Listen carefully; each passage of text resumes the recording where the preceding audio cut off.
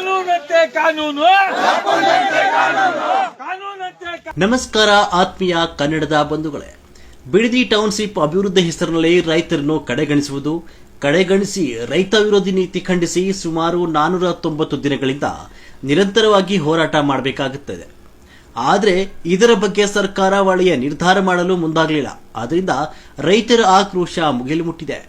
ಈ ವಿಷಯವಾಗಿ ಇಂದು ಮೈಸೂರಿನ ಕನ್ನಡಾಂಬೆ ರಕ್ಷಣಾ ವೇದಿಕೆ ವತಿಯಿಂದ ಹಾಗೂ ನಮ್ಮ ಮೈಸೂರು ಹೃದಯವಂತ ಕನ್ನಡಿಗರ ಬಳಗದಿಂದ ಬಿಡದಿ ರೈತರಿಗೆ ಬೆಂಬಲ ಸೂಚಿಸಲು ಹೋಗಿದ್ದೆವು. ಅದರಿಂದ ದುರಂತವೆಂದರೆ ಇವತ್ತಿನ ಈ ಮಾನಗೆಟ್ಟ ಕುಲಗೆಟ್ಟ ಸರ್ಕಾರ ರೈತರ ನಡುವೆ ಬೆಂಕಿ ಹಚ್ಚಿ ಅಧಿಕಾರ ಮಾಡಲು ಮುಂದಾಗಿರುವ ಜನ ವಿರೋಧಿ ಸರ್ಕಾರಕ್ಕೆ ನೇರವಾಗಿ ಹೇಳಬೇಕು ಅಂದರೆ ಉಗ್ರವಾಗಿ ಖಂಡಿಸಿ ಒತ್ತಾಯಿಸಬೇಕಾಗಿದೆ.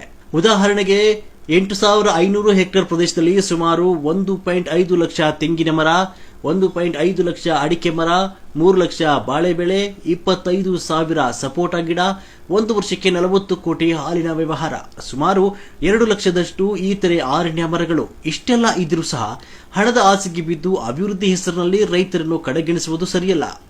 ಇದನ್ನೆಲ್ಲ ನಮ್ಮ ಮೈಸೂರು ಹೃದಯವಂತ ಕನ್ನಡಿಗರ ಬಳಗದಿಂದ ಹಾಗೂ ಕನ್ನಡಾಂಬೆಯ ರಕ್ಷಣಾ ವೇದಿಕೆಯ ವತಿಯಿಂದ ಸ್ಥಳ ಪರಿಶೀಲನೆ ಮಾಡಿ ನೋಡಿದಾಗ ಮನಸ್ಸಿಗೆ ತುಂಬಾ ಬೇಜಾರಾಯಿತು.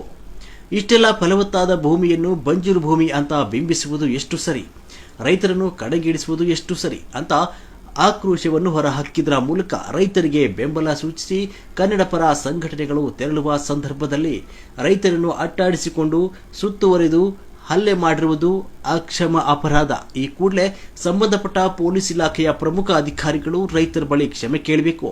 ಇಲ್ಲದಿದ್ರೆ ರೈತರ 10 ವರ್ಷಕ್ಕೆ ಗುರಿಯಾದರೆ ನಿಮ್ಮ ಕುಟುಂಬಗಳು ಸರ್ವನಾಶವಾಗ್ತವೆ.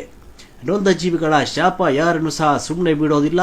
ಎಚ್ಚೆತ್ತುಕೊಳ್ಬೇಕು. ಇವತ್ತಿನ ಪೂರೈಕೆ ಸೇವೆಯನ್ನು ಮರೆಯಬಾರದು. ಒಂದು ವೇಳೆ ಮರೆತರೆ ಮುಂದಿನ ದಿನಗಳಲ್ಲಿ ರೈತರ ಕೈಗೆ ಇನ್ನೇನು ಬರುತ್ತಿದೆ ಎಂಬುದನ್ನು ಅರಿತುಕೊಳ್ಬೇಕು ಅಂತ ಹೇಳುವ ಮೂಲಕ ಬೆಂಬಲವನ್ನು ಸೂಚಿಸಿದ್ದೇವೆ. ರೈತರನ್ನು ಕಡೆಗಣಿಸಿ ಇದೇ ರೀತಿ ರೈತರನ್ನು ಎದುರುಹಾಕಿಕೊಂಡ್ರೆ ನಮ್ಮ ಕನ್ನಡ ಪರ ಸಂಘಟನೆಗಳು, ಪರಿಸರವಾದಿಗಳು, ರೈತ ಪರ ಸಂಘಟನೆಗಳು ಬಿಡದಿ ರೈತರಿಗೆ ಬೆಂಬಲ ಸೂಚಿಸುವುದರ ಮೂಲಕ ಸರ್ಕಾರವನ್ನು ಬೀಳಿಸುವ ತನಕ ಸುಮ್ಮನೆ ಕೂರುವವರಲ್ಲ. ಈ ಕೂಡಲೇ ಎಚ್ಚೆತ್ತುಕೊಳ್ಬೇಕಂತ ಸರ್ಕಾರದ ವಿರುದ್ಧ ಘೋಷಣೆಗಳನ್ನು ನಿರಂತರವಾಗಿ ಸುಮಾರು 3 ನಿಮಿಷ 28 ಸೆಕೆಂಡ್ ಕೂಗುತ್ತಾ ಬೆಂಬಲವನ್ನು ವ್ಯಕ್ತಪಡಿಸಿದ್ರು.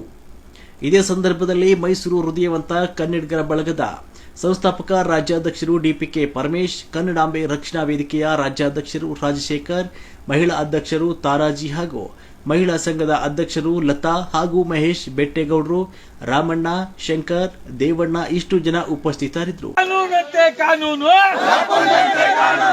ಕಾನೂನಂತೆ ಕಾನೂನು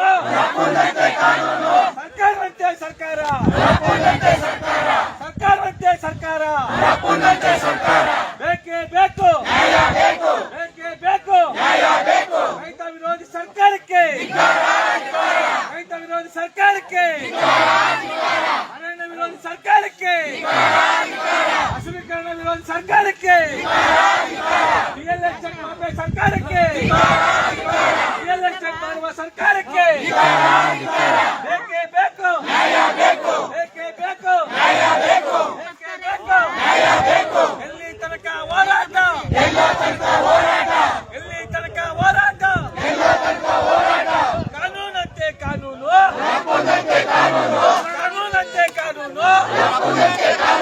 ಸರ್ಕಾರವಂತೆ ಸರ್ಕಾರ ಸರ್ಕಾರವಂತೆ ಸರ್ಕಾರ ಬೇಕೇ ಬೇಕು ಬೇಕೇ ಬೇಕು ರೈತರಿಗೆ ಮೋಸ ಮಾಡುವ ಸರ್ಕಾರಕ್ಕೆ ರೈತರಿಗೆ ಮೋಸ ಮಾಡುವ ಸರ್ಕಾರಕ್ಕೆ ರೈತ ವಿರೋಧಿ ಸರ್ಕಾರಕ್ಕೆ ಜನ ವಿರೋಧಿ ಸರ್ಕಾರಕ್ಕೆ ಮಾರ್ಕೆಟ್ ಸರ್ಕಾರಕ್ಕೆ ಉಳಿದ ಸರ್ಕಾರಕ್ಕೆ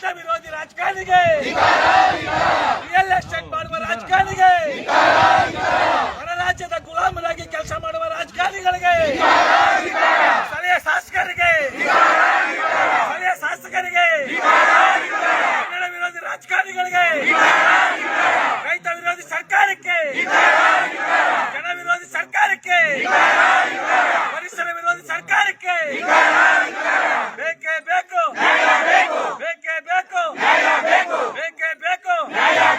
ಕಾನೂನಂತೆ ಕಾನೂನು, ಕಾನೂನಂತೆ ಕಾನೂನು, ಸರ್ಕಾರವಂತೆ ಸರ್ಕಾರ. ಬೇಕೇ ಬೇಕು, ಬೇಕೇ ಬೇಕು, ಬೇಕೇ ಬೇಕು.